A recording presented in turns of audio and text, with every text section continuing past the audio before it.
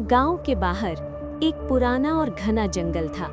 लोग कहते थे कि उस जंगल में रात के समय एक सफेद उल्लू दिखाई देता है और जहां भी वो उल्लू बैठता है वहां अजीब सी रहस्यमयी बूटियां उगाती हैं। गांव के लोग मानते थे कि उन बूटियों में कोई अलौकिक शक्ति छुपी हुई है, लेकिन कोई भी उस जंगल में जाने की हिम्मत नहीं करता था।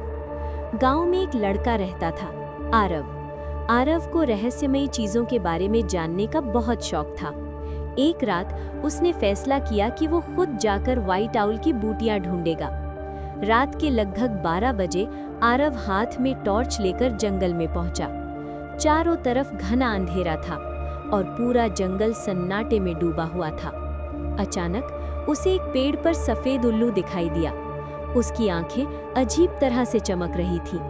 उल्लू धीरे धीरे उड़कर थोड़ी दूर एक जगह जाकर बैठ गया। आरव भी उसके पीछे पीछे चलने लगा। कुछ ही देर में वो एक ऐसी जगह पहुंचा जहां जमीन पर छोटी छोटी हरी बूटियां उगी हुई थीं।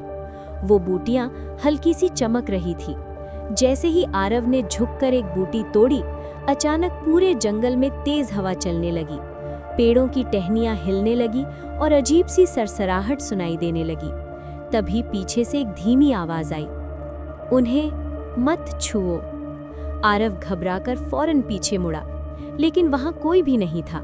कुछ ही पल बाद वही आवाज फिर सुनाई दी, इस बार और भी ज्यादा डरावनी।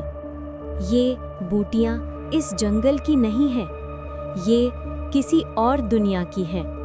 अचानक वही सफेद उल्लू उसके सामने आकर बैठ गया, लेकिन अब उसकी आंखें लाल हो चुकी थीं। उल्लू ने जोर से चीख जैसी आवाज निकाली और उसी पल सारी बूटियां काली पड़ने लगी। आरव का दिल जोर जोर से धड़कने लगा। वो डरकर जितनी तेज भाग सकता था उतनी तेज जंगल से बाहर भाग गया।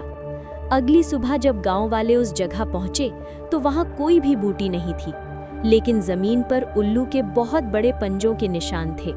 और उस दिन के बाद से हर रात उस जंगल में वही सफेद उल्लू दिखाई देता है। वो एक ऊंचे पेड़ पर चुपचाप बैठा रहता है, जैसे वो किसी का इंतजार